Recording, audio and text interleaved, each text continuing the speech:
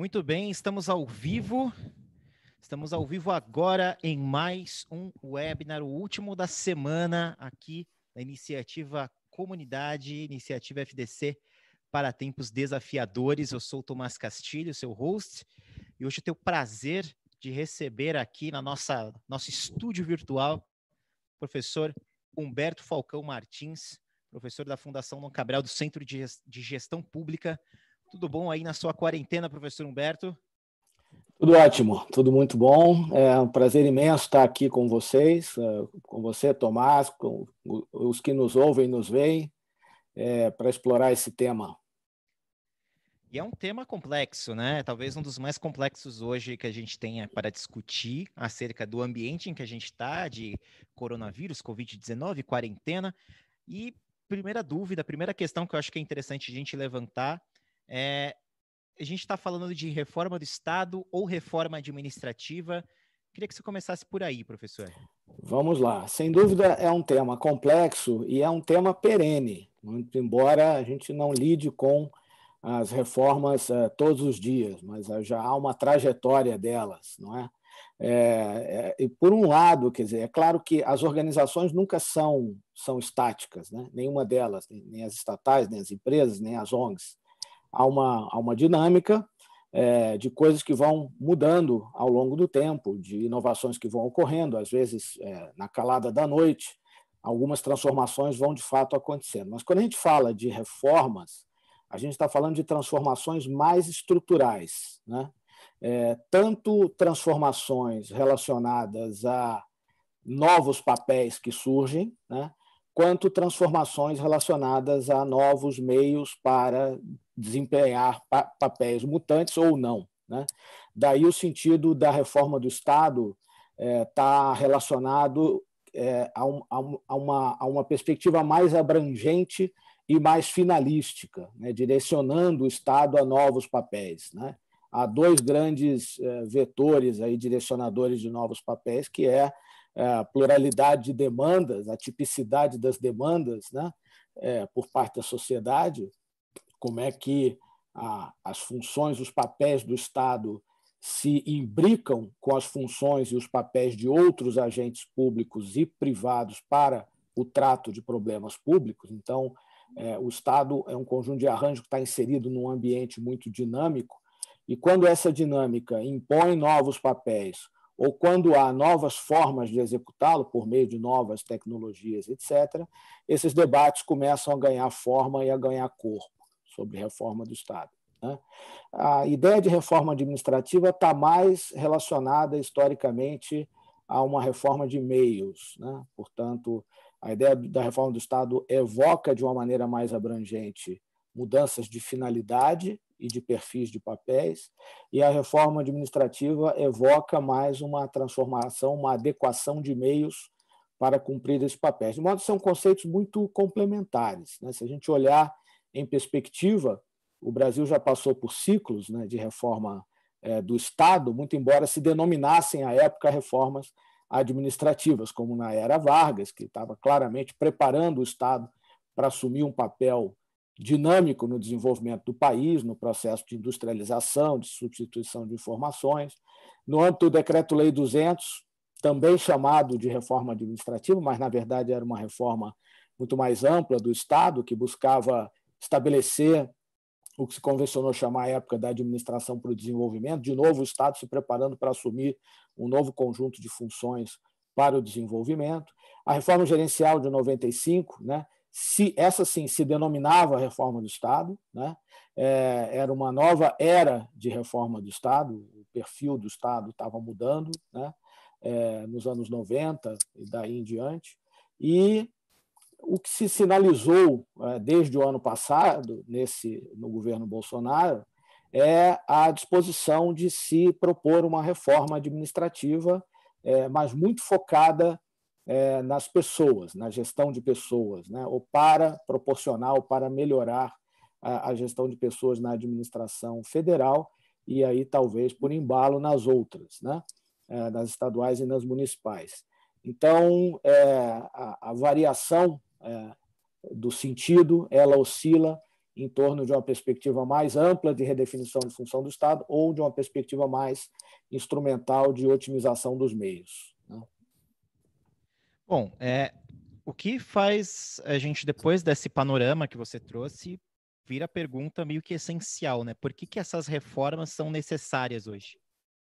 Bom, a finalidade das reformas é melhorar as qualidades e capacidades institucionais para que os arranjos, os aparatos estatais possam, de uma maneira muito simples dizendo, funcionar melhor ao menor custo, né? Então, esse binômio de objetivo das reformas é desempenhar melhor, beneficiando, gerando valor público, que significa entregando políticas, bens e serviços, né, principalmente, de tal modo que isso possa satisfazer as expectativas, interesses e demandas de bem-estar da sociedade de um modo geral, né? Então, funcionar melhor, custando menos, desempenhar melhor, custando menos. Esse é o grande objetivo das reformas, né? Então, mas é muito importante deixar claro, ao falar sobre isso, que não cabe a gente imaginar que possa haver trocas entre esses dois objetivos, né?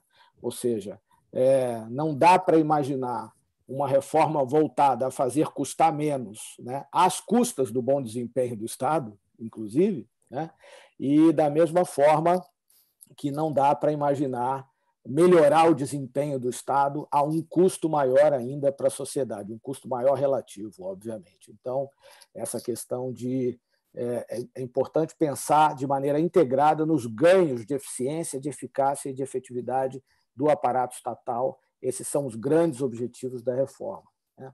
Bom, como eu falei, a ideia de reforma do Estado está muito voltada a preparar o aparato estatal para desempenhar novos papéis, né? Então, esse também é um objetivo da reforma, funcionar melhor, custando menos em novos cenários diante de novas demandas, tá certo? E por último, mas é claro que o tema é muito vasto, a gente não vai conseguir esgotá-lo aqui nesses poucos minutos que nos restam, né? Além de assumir ou proporcionar o desempenho de novos papéis, né? Sanar problemas que atrapalham o funcionamento do Estado, né? Independentemente do perfil de atuação do Estado estar mudando ou não, né? Então, a gente sabe que, historicamente, há uma série de problemas, isso não é exclusividade do Brasil, mas no Brasil esses problemas eles são cada vez mais perceptíveis, quantificáveis, qualificáveis e detectáveis, né? Há problemas relacionados à liderança, de um modo geral, vista como uma cadeia dos dirigentes públicos, à gestão de pessoas, ao sistema de pessoal civil, a questões de controle e a questões de gestão jurídica e de legislação intragoverno, compras governamentais, gestão para resultados, modelo de planejamento, estruturas e modelos de parceria, dentre outros temas e itens que poderiam ser explorados aqui como problemáticos ou como críticos para o bom funcionamento do Estado e que, portanto, se tornam muito frequentemente objeto de indicações de reforma. Bom, a gente está no momento entre Covid, né? A gente tem um mundo pré-Covid, agora o mundo pós-Covid, depois da gente passar por essa experiência. Eu queria saber, assim, aproveitando para a gente olhar um pouco para o futuro, né, esse mundo pós-Covid-19, pós-pandemia, como é que tudo isso impactará a gestão pública, na sua visão? Essa é uma pergunta muito difícil, porque existem muitas incertezas, né? A gente sabe que o mundo vai ser muito diferente. Talvez o mundo não seja diferente o quanto gostaríamos que ele fosse, né?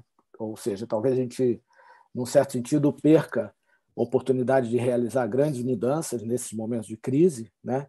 Mas, em todo caso, talvez uma certeza a gente tenha, né? Que o setor produtivo, os mercados e as estruturas de proteção social sairão em frangalhos dessa crise, né? E requererão um grande esforço de reconstrução, né? Isso certamente gerará um grande clamor por proteção e por diminuição de incerteza, né? A gente viu que mesmo naqueles países onde as estruturas de proteção social, não apenas estatais, mas da sociedade como um todo, né, elas não foram capazes de evitar um agravamento das condições em alguns momentos críticos, né, dos quais a gente ainda não saiu. Então, há uma estimativa, né? É claro que esse é um debate que está no ar, né?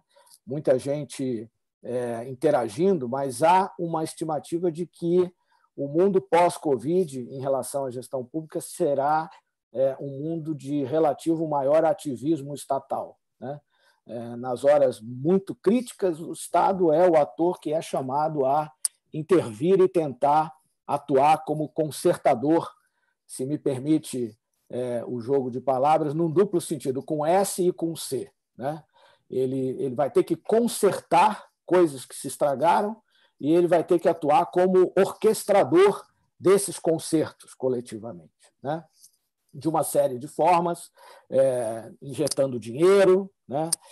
Desenvolvendo novas iniciativas, por meio de pessoas do Estado, fora do Estado, por meio de estruturas do Estado, fora do Estado, mobilizando, arregimentando esforços da sociedade de um modo geral. Mas o papel de gestor da crise, de orquestrador e de solucionador de problemas será, sem dúvida nenhuma, exacerbado, como já está, e isso vai demorar muito a arrefecer, né?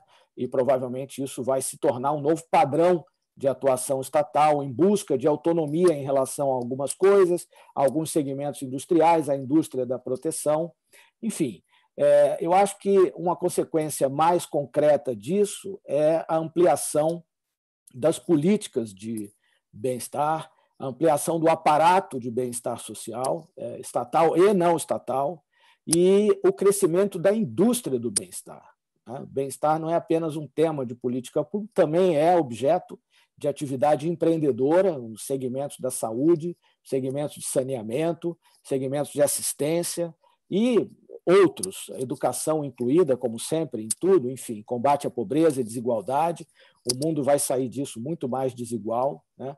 A maneira como os agentes econômicos foi afetado é muito cruel em relação aos pequenos, em relação aos empreendedores individuais, em relação aos mais independentes, digamos assim. Então, haverá necessidade de uma carga muito grande de atenção em políticas de combate à pobreza e desigualdade, políticas sociais distributivas, políticas de transferência de renda, né? Apoio ao empreendedorismo, discussões sobre política industrial, quer dizer, de novo, temas como autonomia, temas como reindustrialização, principalmente da indústria de bem-estar, né? O que a gente viu agora é que não dá para depender de outros países em relação a alguns insumos e equipamentos essenciais, né? Talvez essa pandemia tenha sido apenas um alerta em relação a isso, a outras coisas que possam acontecer. Isso pode gerar uma pressão no funcionamento das empresas estatais, né? Isso pode gerar e deve gerar uma imensa onda de mobilização, de formação de redes, de voluntariado, de doações, de ação orquestrada com a sociedade civil. A gente está vendo muito aí grupos empresariais importantes doando somas consideráveis de dinheiro, né? Então, esse dinheiro também tem que ser bem gasto, não é porque é um dinheiro privado, mas, enfim, todo dinheiro, todo recurso tem que ser bem empregado nesse momento, né? E também o que o mundo pós-Covid provavelmente nos trará em relação à gestão pública é uma maior certeza em relação à questão das decisões e das políticas públicas baseadas em evidências, em fatos, em dados, em informações científicas, né? Por mais que a gente esteja vendo os embates, a gente não sabe ainda no que os embates darão, né? Mas, ao que tudo indica, aqueles que estão se pautando pela racionalidade e pelas evidências estão saindo melhor até agora da crise, provavelmente sairão melhor depois também. Legal. Bom, a gente sabe, então, o impacto que isso geraria, mas o importante é a gente discutir, ou mesmo fazer uma reflexão agora, professor, do que seriam essas reformas pós-Covid, né?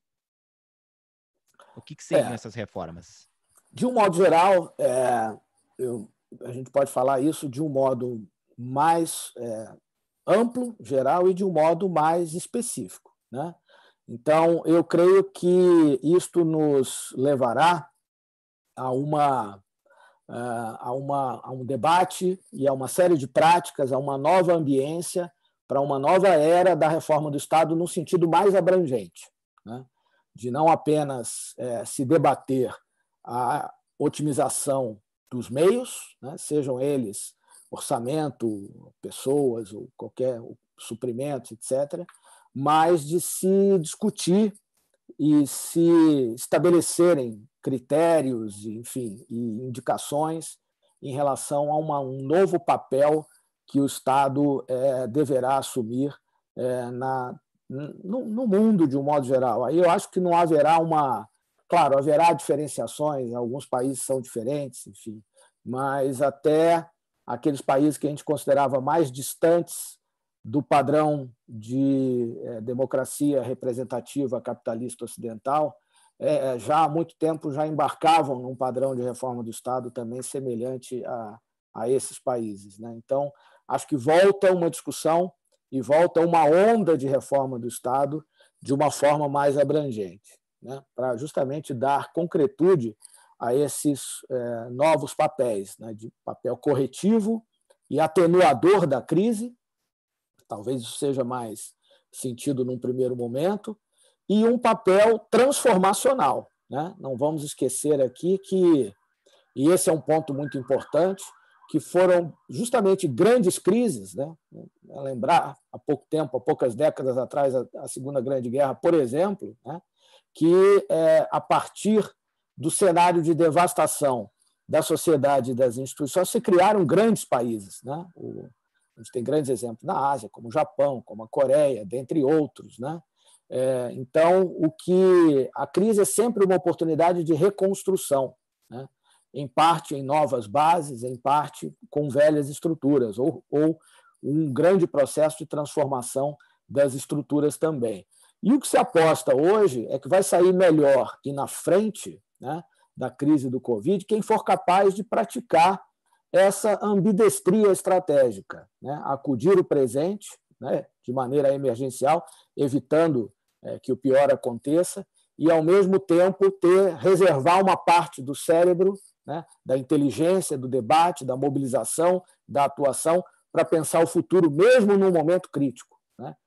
Para pensar o que será isto como uma oportunidade de gerar transformação e promover saltos de desenvolvimento. Sem dúvida, vai sair melhor e mais forte quem conseguir pensar com esses dois lados do cérebro, né?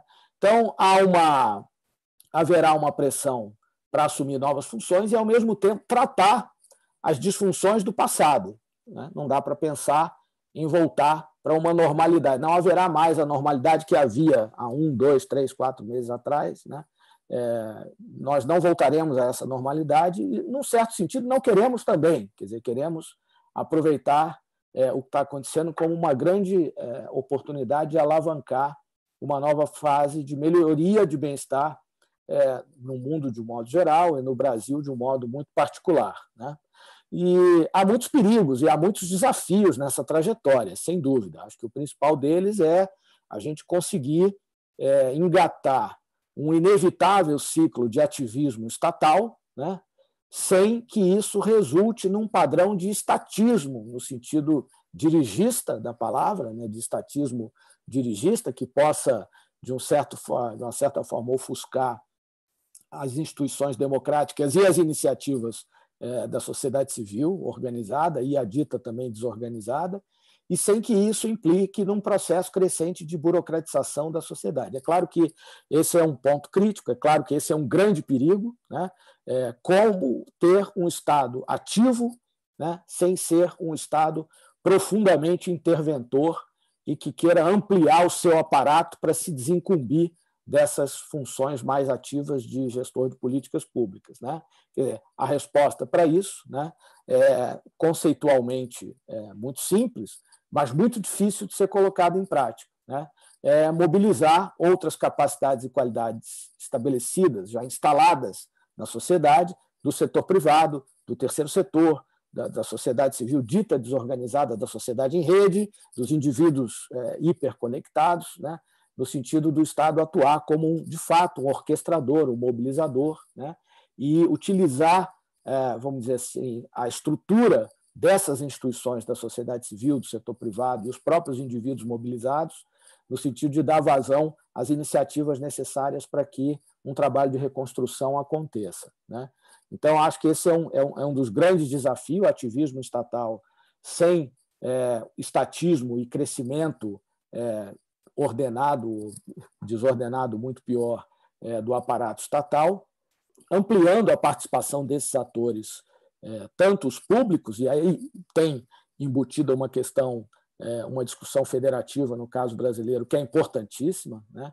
Como é que essa concertação intergovernamental vai se dar, né? A gente está vendo aqui, no desenrolar da crise da Covid, né? Uma grande dificuldade de você manter esses diversos atores em sintonia, né? Então, provavelmente, no bojo desse processo de ampliação do perfil de atuação do Estado, essa questão das relações intergovernamentais ela deverá ser objeto de um debate mais aprofundado e também de propostas de reformas, né? Mas não só ampliando a participação dos atores públicos, mas ampliando a participação dos atores privados, resgatando as parcerias, né? Sanando os problemas que existem em parcerias, tanto poder público com empresas privadas, quanto poder público com entidades não governamentais, ou com ONGs, né? Promovendo o empreendedorismo social e, enfim, mobilizando e arregimentando esses esforços multi e plurinstitucionais que já existem para ampliar as chances de tratar com mais efetividade os problemas públicos que estão colocados e que serão ampliados. Acho que esse é o grande desafio.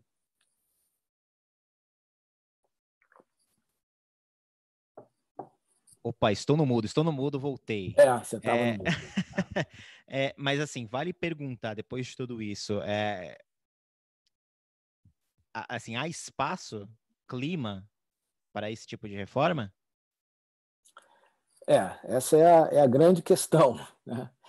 Isso vai requerer, isso é uma tarefa de alta e complexíssima envergadura política, técnica, jurídica, econômica, sob todos os aspectos. Assim, mais do que nunca, a gente vai ter que usar uma ambidestria ao quadrado ou ao cubo, né? Então, claro, existe um momento de medidas preliminares, de medidas emergenciais, né? De uma certa forma, isso já foi deslanchado, está sendo objeto de debate, de deliberação legislativa, claro que isso é necessário, né?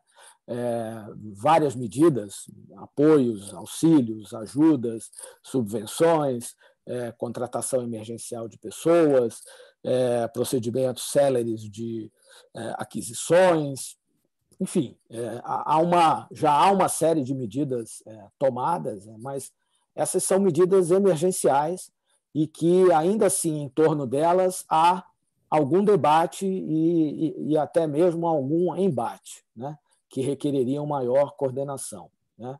Então, eu acho que o primeiro requisito é, de fato, um exercício de pensamento amplo, no sentido de tentar se costurar, se pensar soluções que sejam pluri e multidimensionais. Quer dizer, não vai adiantar a gente ter uma solução só econômica ou jurídica ou política ou técnica. Essas coisas elas vão ter que se interpenetrar para que a gente possa criar soluções mais otimizadas, né? Então, isso vai requerer o quê? Uma disposição dos atores e dos propositores, dos empreendedores de política, de pensar amplo, né? De não pensar apenas a partir das suas lógicas e dos seus quadrados. Vai requerer uma disposição de compreensão da complexidade desse momento, né? Então, essa é um primeiro desafio, quando você pergunta se há espaço e há clima. Bom, nós temos uma inteligência nacional capaz de levar adiante esse debate, eu não tenho a menor dúvida. Então, os atores políticos e os governantes, na minha opinião, eles terão que, de uma certa forma, ampliar as suas percepções sobre a crise e se beneficiar da capacidade de debate instalada para tomar as devidas decisões, né? Eu acho que algo muito importante nesse processo todo também é como a sociedade percebe essas questões, né? A percepção de valor por parte da sociedade. Bom, a gente está falando aqui de reforma do Estado, né? A sociedade estava já, antes do Covid, satisfeita com o Estado que ela tinha, né? Eu acho que eu não preciso dar a resposta, né? Porque o Estado que ela tinha, se você me permite aqui falar em metáforas, né? Vamos olhar para o nosso caso do Brasil, isso não é exclusividade do Brasil, mas nos interessa aprofundar o debate sobre o caso brasileiro, né? Se a gente pudesse, metaforicamente, pensar que o Estado brasileiro é um ônibus escangalhado, né? Os passageiros são os beneficiários, são as pessoas, a finalidade do ônibus é transportar as pessoas de um lugar para outro, de uma situação para outra, melhorando a posição das pessoas, né? Então, a gente tem que ter uma visão muito clara desse arranjo, desse fenômeno, e eu acho que esses passageiros não estavam muito satisfeitos com as condições da viagem, talvez com o rumo, né? Talvez com... não vou nem falar do motorista ou dos motoristas, né? Mas talvez com o rumo, mas é um ônibus cuja passagem custa muito caro e que não te deixa no destino final, né? Então, não adianta só trocar o motor, né? Que seria o equivalente à força de trabalho, né? As pessoas. Você tem que trocar o motor. Quando a transmissão consome boa parte dissipa boa parte da energia que o motor gera, né?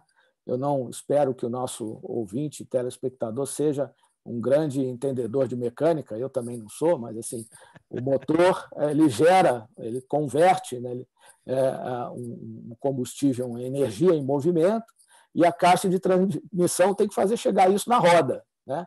Então, o Estado brasileiro é um motor que a energia não chega na roda, né? A roda está presa, né? O freio de mão está meio puxado, né? O volante não funciona muito bem, né? A suspensão está arrebentada. Então, não adianta trocar só o motor, você tem que pensar numa solução mais abrangente, né? Eu acho que a sociedade percebe que o ônibus está escangalhado, que ele não vai dar conta de assumir compromissos, de chegar em outros destinos, de assumir novas funções. A gente vai precisar encarar de frente e com muita abertura de diálogo com a sociedade, né, esse debate da reforma do Estado. O Estado brasileiro, de modo geral, ele é o 14º no mundo em arrecadação e ele é o 80º em bem-estar, né? Tem um problema aí, a caixa de transmissão está dissipando energia, o dinheiro não chega, né? Não é convertido em bem-estar, né? Então, eu acho que a gente tem que encarar essa discussão na sua amplitude, né? E ter uma outra ideia de foco. É claro que não dá para fazer tudo ao mesmo tempo agora, né? Tem a velha metáfora de trocar o pneu com o ônibus escangalhado andando. Essa metáfora não é suficiente, né? Nós vamos ter que fazer lanternagem, vamos ter que consertar a suspensão, vamos ter que trocar o pneu, vamos ter que melhorar o motor, né? O motor é híbrido, ele é 10% elétrico e 90% a vapor, né? Vamos ter que trocar o motor a vapor por algo melhor, tá certo? Para usar melhor o combustível, que são os recursos que a sociedade aporta para financiar o Estado como uma estrutura promotora de bem-estar, né? Sim. Resolver questões fundamentais, como, por exemplo, o controle, né? Mas aí você tem um ônibus escangalhado que o guarda de trânsito fica dentro da cabine, né? Do lado do motorista, vendo se ele passou a marcha certa, se ele botou o pisca-pisca, se ele está olhando para o retrovisor. Quer dizer, ele não se atém a fazer o seu trabalho na rua, ele tem que estar ali dentro interferindo, né? E profundamente na capacidade de dirigir do motorista. Não pode dar certo, certo? Então, assim, isso tem que ser encarado, isso tem que ser colocado publicamente, né? A gente quer um Estado que funcione, que use bem os recursos que a sociedade paga, né? Ok, a discussão é mais ampla, né? Vamos discutir foco de outra maneira. O que a gente vai consertar da suspensão, do motor, da lataria, do pneu furado, etc., porque a estrada esburacada vai exigir um veículo melhor, o caminho é longo e sinuoso, vai exigir uma capacidade maior da máquina e vai exigir uma capacidade maior dos motoristas também. Então, é uma empreitada de envergadura imensa do ponto de vista de engenharia política, né? Do ponto de vista de debate técnico, do ponto de vista de debate econômico, jurídico e etc. Eu acho que eu confio mais na construção de uma visão a partir da sociedade do que a partir dos líderes políticos, né? Muito embora eu acho que os governadores e prefeitos que sentem esse problema mais diretamente, né? Talvez eles sejam uma força importante para tentar atuar na ambiência política de um processo dessa magnitude e dessa natureza, né? Que seja capaz de enfrentar as resistências, que são muitas, né? Que não, talvez em alguma parte do mundo político, certamente do mundo corporativo, né? Existem carreiras e corporações muito fortes que não interessam uma mudança de status quo, né? Que não tem uma visão abrangente em relação ao Estado na sociedade, enfim. Então, acho que há espaço, o clima vai ser crescentemente favorável para esse debate, mas que coisas vão acontecer vai depender muito de como os líderes se posicionam, do grau do nível do quão visionários forem os líderes que estão aí para aproveitar essas oportunidades de crise e engatar transformações importantes que a gente precisa para ficar muito melhor no futuro, né, do que no passado. Bom, assim, pegando boa parte disso que você falou agora, principalmente nessa parte final, a gente mostra que o grande desafio, talvez um dos maiores desafios, e não é da nossa geração, eu acho que já vem de bastante tempo, é tornar o Brasil, que é uma das nações que são referência mundial em arrecadação, em tornar essa referência mundial em arrecadação em geração de valor diretamente para a população. E aí, justamente essa metáfora que você trouxe do ônibus escangalhado foi ótima, porque reflete especificamente isso, né? A gente tem uma capacidade de absorção de recursos, e assim, eu digo no sentido técnico mesmo, né? O Brasil, ele tem ferramentas que são muito boas no sentido de captação de recursos, impostos, etc., mas que no final das contas as pessoas não sentem que elas estão tendo isso, de certa maneira, bem refletido na sociedade, né? Exatamente. Eu acho que tem muito potencial para melhoria, né? Tem muita gente boa dentro do aparato do Estado disposto a levar esses processos adiante, apesar das resistências, né? Mas há muita gente boa com essa visão de transformação e de oportunidade, né? Então, eu acho que é um momento da gente levantar essas questões mesmo, né? De tal modo que a gente possa ampliar o nosso nível de consciência e elevar o nosso nível de consciência sobre esse problema, fustigando, né, a coragem aí dos nossos líderes em percorrer esses caminhos, que não são fáceis, né? Mas eles têm que ser percorridos em alguma extensão. Eu queria chutar uma pergunta aqui, na verdade, um pensamento que me veio agora, depois de tudo que nós conversamos aqui, tudo que você falou agora, professor. Eu não pude deixar de pensar na curva de absorção da inovação que os órgãos públicos muitas vezes não conseguem com a mesma rapidez que uma iniciativa privada, uma startup, enfim. Muitas novidades, vamos assim dizer, acontecem de certa maneira tardiamente no setor público.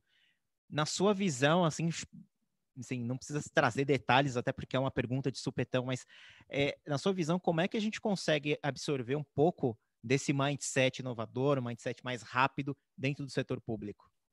Olha, eu acho que há duas prontidões muito importantes em relação a isso. Primeiro, na oferta de bons casos e soluções, né? Nunca a gente teve tanta metodologia, tecnologia, e é um preço decrescente para que isso possa ser facilmente incorporável no setor público, né? Então, existe uma prontidão da oferta, tá certo? Para que essas coisas aconteçam. E existe, numa medida muito maior do que a gente poderia imaginar, eu sou muito otimista em relação a isso, uma prontidão da demanda também, não é? Então, assim, existe ao contrário do que muitos pensam, o setor público tem uma série de problemas em relação à inovação, né? Não é um ambiente muito propício, tem uma série de questões complicadíssimas, e uma delas, sem dúvida nenhuma, é o controle, porque inovação é experimentação, e se você erra, né, o controle não distingue o erro do mal feito, né? É tudo uma cova rasa, né? Então, mas existem pessoas com cabeça, com disposição e com iniciativa que têm tentado muita coisa boa.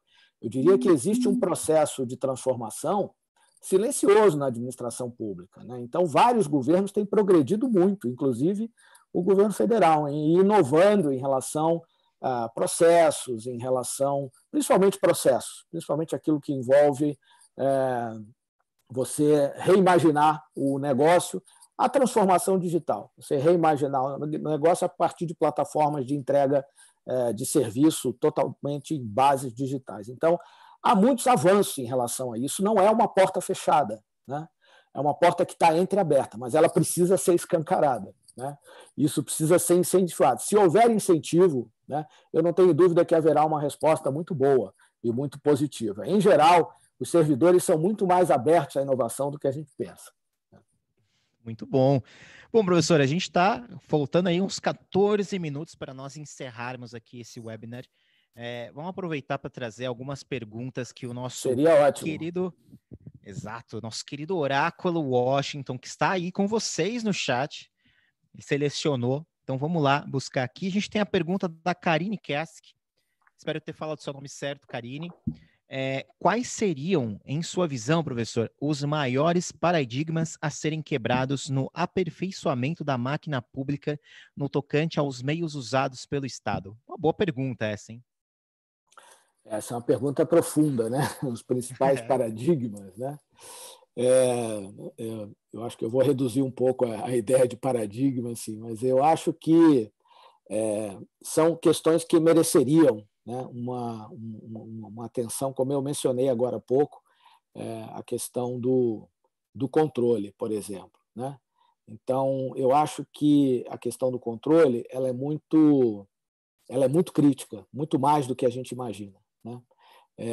Eu já passei 20 anos da minha vida na administração pública, como gestor público, eu conheço bem os dramas e sofrimentos relativos a isso, né? E conheço muita gente boa que, por conta de pequenas coisas, e em alguns casos até foram erros, em outros casos nem tanto, né, tiveram que pagar preços altos por conta disso, em termos de problema, dor de cabeça, reputação, etc., né? Então, o que há de errado? Eu acho que o que há de errado é a legislação. Ela é uma legislação antiga, remendada, é uma legislação antiquada, né? Então, existe aí, subjacente a outras camadas que a gente deveria enxergar e analisar, um paradigma legalista, né, que tem triunfado nos últimos anos, pelo menos nitidamente no poder público federal, né? O que é o paradigma legalista? Aquilo que vem sendo jocosamente chamado de sistema U, AGU, TCU, CGU, né? A parte de controle, as carreiras jurídicas do Estado, né? Por quê? Em parte, por dever de ofício, obviamente, elas têm como objeto de trabalho uma legislação extremamente ruim, né? O que é uma legislação extremamente ruim? É uma legislação que leva o Estado a contratar mal, a pagar errado, muito para uns e ruim pouco para outros, né? Que leva o Estado a gastar mal o seu dinheiro, a planejar mal os seus recursos, né? A orientar mal as suas organizações. Então, essa legislação é uma legislação que tem camadas geológicas, assim, algumas perceptíveis, outras não, mas são muito antigas, uma legislação fossilizada, se avançou, em alguns casos se retrocedeu bastante em relação a isso, né? Então, esses profissionais que são fundamentais para o funcionamento do Estado, né, hoje eles travam mais o funcionamento do Estado do que promovem o funcionamento do Estado, por dever de ofício. Esse é o absurdo do paradigma legalista. Ele é obrigado a exigir que a lei seja cumprida. Como a lei é ruim, ele é obrigado a impor decisões ruins para os agentes públicos, né? Então, é claro que isso é um desincentivo ao bom desempenho, né? Em parte, eu acho que a maior parte da culpa é da legislação ruim mesmo, a legislação embaralhada, a legislação confusa, né? A legislação emaranhada. Isso é um grande problema, né? e, em parte, é como esses agentes públicos interpretam, né? Quer dizer, para um advogado, é muito mais confortável ele dizer não, ele dizer que não pode, né? Do que ser criativo e buscar uma solução que viabilize determinadas inovações, né? E, da mesma forma, para o agente público da área de controle, ele se sente muito mais seguro, até precavido, imaginando que tudo é um problema todo problema de conformidade, né? Ou que tudo é um problema de conformidade e que todo problema de conformidade é criminoso, né? Então, eu acho que a gente tem que quebrar esse paradigma legalista, que não é ir contra a legalidade, de maneira nenhuma. O critério da legalidade sempre será sagrado, né? Mas é como esse critério da legalidade é estabelecido e é feito cumprir, né? Essa que é a grande questão, né? Muito bem. A gente tem a pergunta aqui, agora então, o Oráculo aqui trouxe várias perguntas. Obrigado Que por bom. vocês que estão, né? Obrigado por vocês que estão Ótimo. escrevendo para a gente. O Emanuel Araújo, ele pergunta o seguinte: no cenário econômico, pensando na reforma tributária tão esperada, quais os possíveis impactos e desafios para essa reforma dentro deste cenário futuro? Essa é uma questão que eu dificilmente poderei responder, né? A reforma tributária, é claro que se a gente pensar um conceito muito, muito amplo de reforma do Estado, a reforma tributária caberia lá dentro também, mas eu acho que isso faz parte do debate. Mas na área econômica, a gente sabe que esse modelo tributário está caindo de podre há muito tempo, né? Por uma série de razões. Talvez a principal delas, ele é regressivo, né? Paga mais imposto no Brasil quem ganha menos, e quem ganha mais paga relativamente menos, né? Há um imbróglio incrível entre os estados do ponto de vista do federalismo fiscal, né? Então, eu acho que essa questão é uma das questões que tem que ser encarada, né? E tentativamente resolvida, né? Para que a gente possa pensar um Brasil melhor, sem dúvida. Bom, a gente tem mais algumas aqui, deixa eu ver aqui. Interessante, essa aqui é da Lúcia Andreata. Uma pergunta instigante essa daqui, ela é provocativa. Mas essa crise parece acirrar tensões entre os poderes, ela diz, incluída a bancada governista. Como fica a chance de o país aprovar uma reforma administrativa ainda nesse mandato? A minha resposta sincera, eu não sei. A minha resposta sincera, eu não sei. Eu tentei tangenciar essa questão ao longo da minha fala, né? Talvez, se houver uma mobilização da sociedade, talvez, se houver uma mobilização de governadores e prefeitos, isso possa gerar um quadro de convicção de que é preciso fazer uma reforma ampla no nosso ônibus escangalhado. Não basta apenas trocar uma peça ou outra, porque não vai adiantar, né? A gente vai ter que olhar para o ônibus como um todo, tá certo? Se é que a gente quer chegar num lugar, né, melhor, tá certo? Porque o ônibus pode parar e ninguém vai chegar a lugar nenhum e o Brasil afunda. Então, eu acho que é melhor chegar a esse estado de consciência pelo debate do que pelo aguçamento da crise e por uma situação de fundo do poço, que é uma situação que poderia levar a rupturas muito ruins, tá certo? Sim. Então, é o máximo que eu posso avançar em relação a isso. Tranquilo. A gente tem a pergunta aqui do Marcelo Melgaço. Perguntou: concordo com o professor Humberto de que o Estado terá papel decisivo na sustentação e soerguimento do país após a presente crise, mas em função da escassez de recursos e da necessidade de mais eficiência e melhores resultados, não haverá oportunidade para uma reforma administrativa mais abrangente e profunda do que a que se estava prestes a ser encaminhada ao Congresso antes do Covid-19? Perfeitamente. A reforma que se sinalizava, a gente não sabe os detalhes, porque não houve uma proposta efetiva, né? Mas tudo indica que a reforma que seria proposta, né, que estava em gestação, ela permanece mais necessária do que nunca, não há nenhuma dúvida em relação a isso, né? É preciso reformar o funcionalismo civil. O funcionalismo civil apresenta problemas graves. É o motor do ônibus, tá certo? Ele é 10% elétrico e 10% a vapor. Ele precisa se tornar um motor melhor, né? Mais atualizado, com maior potência, gastando menos combustível, que dê mais torque para o que a gente vai precisar, tá certo? Enfim, então, ela é absolutamente necessária, a reforma do funcionalismo, até onde a gente viu pela mídia, nas bases que estavam sendo propostas, mas não apenas isso. Então, eu concordo com o Marcelo, a pauta vai ter que ser ampliada, com o devido cuidado e foco, mas a pauta vai ter que ser ampliada. Né? Muito bem. Acho que, bom, a gente pode finalizar, então, a gente está chegando próximo dos 50 minutos. Eu queria muito agradecer a sua presença virtual aqui na nossa quarentena coletiva, professor. A gente falou com o professor Humberto Falcão Martins, professor da Fundação Dom Cabral do Centro de Gestão Pública.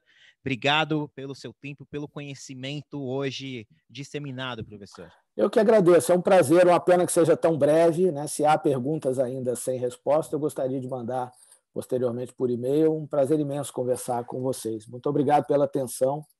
Espero encontrá-los em outras iniciativas, né? Fiquem ligados nos vídeos da Dom Cabral, Gestão Pública. Se você mandou alguma pergunta que a gente ainda não recebeu, enfim, e quer mandar uma pergunta, não escreveu no chat, quiser mandar diretamente para o professor, o Oráculo Washington vai colocar aí no chat o endereço de e-mail do professor Humberto, para que você possa encaminhar diretamente para ele, ele vai te responder tranquilamente, tá? Aproveitando, antes da gente finalizar, só alguns recadinhos, né? Aliás, recado de sempre, para vocês se inscrever aqui no canal da Fundação Dom Cabral e ativar o sininho sempre para receber as notificações de quando nós estaremos aqui ao vivo com novos conteúdos, enfim. Eu acho interessante também, aproveitando que está aqui o professor Humberto, falar da playlist da Comunidade de Gestão Pública. Você vai encontrar aqui no canal da Fundação Dom Cabral. Que é dinâmica, está crescendo, a cada semana terá novidades. Fique ligado. Com certeza, com certeza. Muito bom. E assim, esse webinar que a gente viu aqui foi um disclaimer, foi uma fusão de dois mundos aqui da Fundação Dom Cabral, para que você também possa conhecer a playlist da Comunidade de Gestão Pública.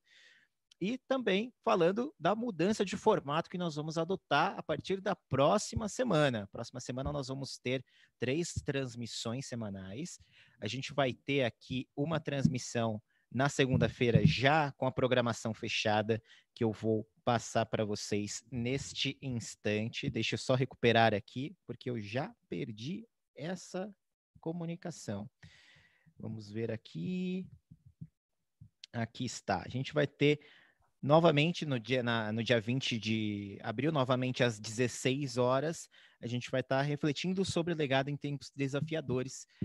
Eu estarei aqui também, e aí a gente vai ter o nosso presidente Antônio Batista, da Fundação Dom Cabral, mais convidados que já fecharam aqui conosco. Se você quiser saber também mais detalhes de toda a programação que a gente vai ter durante a semana, acesse fdc.org.br, vai ter um banner bem grande lá para vocês verem tudo de detalhes que a gente vai ter na programação, que muda a partir da semana que vem. E a gente fica por aqui. Grande abraço, professor Humberto. Obrigado novamente. Muito obrigado. Bom fim de semana a todos e cuidem-se. Cuidem-se, lavem as mãos, não saiam de casa se puderem. E Fundação Dom Cabral para ser relevante. Tchau, tchau.